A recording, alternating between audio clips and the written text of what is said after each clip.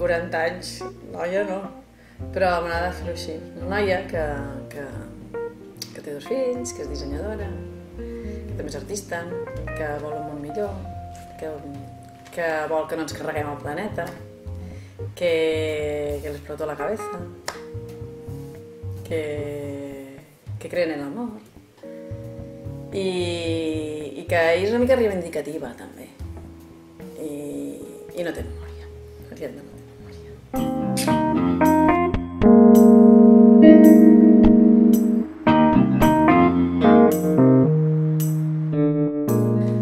L'Ariadna d'abans d'explotar-li el cap era una Ariadna molt responsable, que feia més pels altres que per ella, que era molt impulsiva i volia fer les coses molt ràpides i molt... 1, 2, 3, ja, vinga, va. I amb molta memòria, però poc organitzada.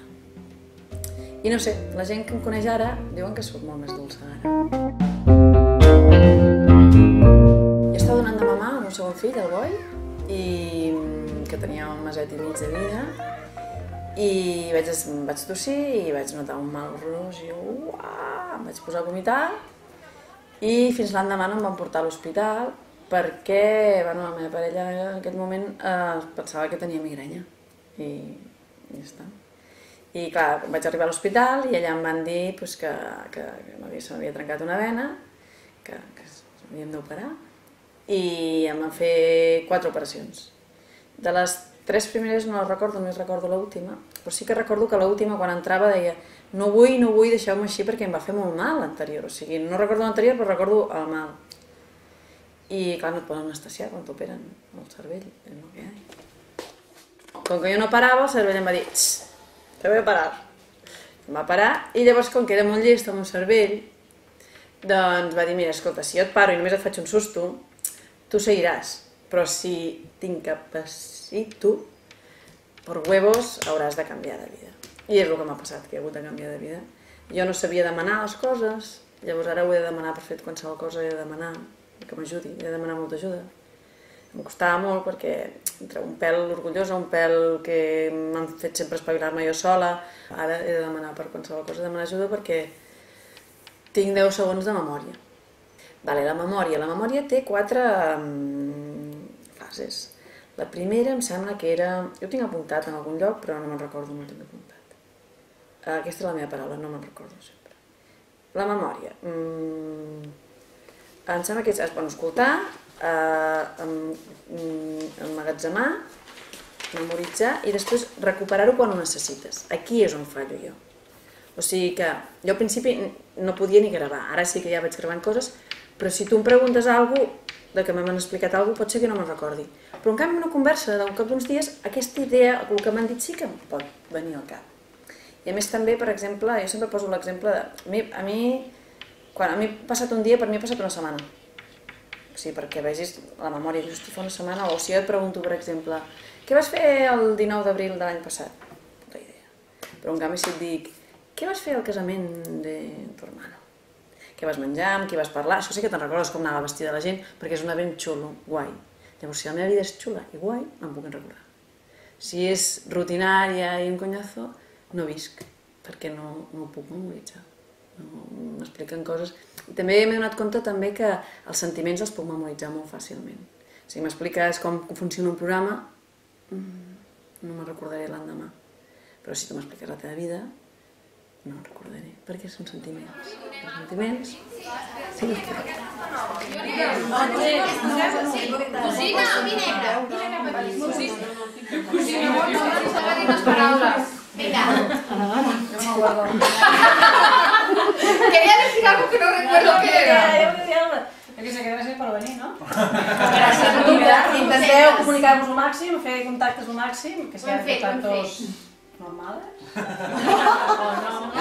L'Ariadna tenia una empresa de disseny que es deia Cactus Disseny Gràfic. Tenia una sòcia estupenda i meravellosa que s'ha quedat al meu costat i li he d'agrair tota la vida a la Marta Riudavets.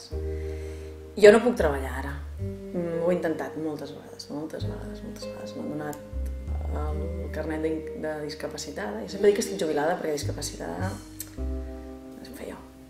a part que em va costar molt acceptar-ho i costa. Bueno, total, estic jubilada i jo intento treballar. No puedo, però faig el que puc. Llavors, donar targetes, sí que puc, anar a llocs, a events, a sopars, parlar de cactus, explicar, apassionar-me, somiar, posar en contacte. Jo almenys això estic aconseguint a algun client, sí que els aconsegueixo, perquè vaig a fer coses, perquè clar, quan et jubiles, quan tothom està jubilat, muy guai, perquè te vas a l'Inserso con autobús, todos juntitos. Però clar, estàs jubilada a casa, plegant mitjons, pot pillar una depressió de començar a plorar i no parar mai a la vida. Sabell m'encanta perquè puc anar a peu a tot arreu. Tens la tranquil·litat, per exemple, Barcelona és preciós, hi ha milions de coses i milions d'oportunitats i no pots parar de caminar i veure però a Sabell jo trobo tranquil·litat, jo trobo la gent que coneixes, surts i vas veient sempre gent que et coneix, que no sé què, que et poden ajudar. Les mares ens coneixem totes, estàs al parc, tranquil·lament. A mi em dona molt confort, molta seguretat i molta tranquil·litat. Doncs l'Ariadna activista que fa coses diferents, cada dia intenta fer coses diferents. El problema és que se m'acudeixen tantes coses que no me'n recordo quines faig i quines no faig i vaig amb un bucle. Llavors jo sempre he de fer coses amb algú. I què faig? Em pinto les tetes i la panxa i les estampo, tinc un quadre per aquí dalt. També faig collage perquè també estic obsessionada amb el reciclatge, ens estem carregant el món. També un cop a la setmana m'he donat compte, perquè clar, jo amb la meva maternitat vaig aprenent, cada mes vaig aprenent coses. I vaig a la meva psicòloga i dic, escolta, Marina, això em passa sempre? Sí, vale. Creus que ara ho he memoritzat? Perquè clar, em pot dir, sí, això ja m'ho has preguntat fa 2 mesos. Però jo crec que ara ja ho he memoritzat, ja em queda. Llavors, això, estic obsessionada amb salvar el món, jo sola, mira, és fàcil, saps? I hi ha una setmana al mes que em començo a obsessionar i vull plantar arbres per tot arreu. Penso, aquest carrer podríem plantar aquest carrer. Bueno, total, que jo estic reciclant sempre tot el dia. I després faig art amb bessura. Amb escombraries de coses, llaunes, coses que tirem, llapissos, bueno, el que tirem, taps d'ampolles, doncs jo faig els meus quadres. Però no he pogut encara fer... No, sí, he fet una exposició al Museu d'Art i l'altre també l'Estruc, però vull fer, penjar-los en un blog i en un lloc, i també en un lloc per vendre art i tot, però no m'acordo de fer-ho. He de buscar algú que m'ajudi a fer això. Però clar, demano ajuda per això, però després se m'acudeix una altra idea, i després una altra, hòstia, podríem fer això, i és una explosió d'idees que no les acabem de... que ara ho aconseguiré, però poc. L'Ariadna mare fa el que pot, com totes les mares.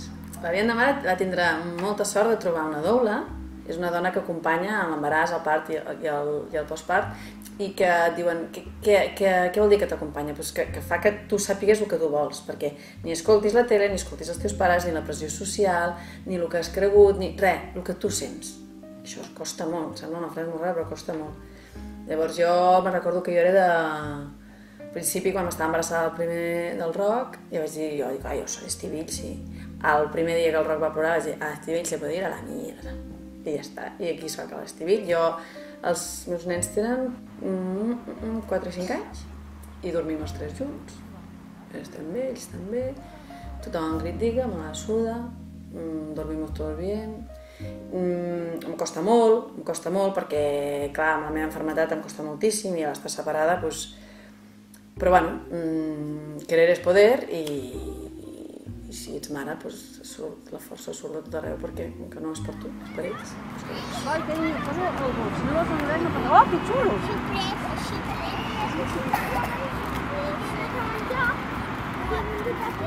Fa molta gràcia perquè la gent diu els nens quan són petits els fem obeir, els fem no pensar i després quan siguin grans volem que pensin per ells mateixos, nen, que t'espavila't, que no sé què, Hòstia, si no els hem deixat pensar abans, si els estem dient vés aquí a dutxar-te, a banyar, a no sé què, al col·le, cada dia, fes això, fes allò, a sopar, els estem manant tot el dia. No els hem demanat l'opinió sobre anar a l'escola, no els hem demanat l'opinió sobre els extraescolars, no els hem demanat l'opinió sobre res. Els obliguem a fer tot. I els fem obedients i llavors volem que el dia de demà es vulguin rebel·lar contra l'Estat, contra l'escola, contra... No podem. Si tu a un nen li ensenyes això això és un cotxe. Vale, això és el vermell, molt bé. O sigui, tu li dius, la vida és treballar. I ell què és pensar? Amb la mateixa certesa que diu que això és un cotxe, ell diu, la vida és treballar. La vida és fer cas al jefe. No podem canviar res. No canviaràs res amb el que fas. No visquis d'il·lusions, no et flipis, no. Per què? Per què no?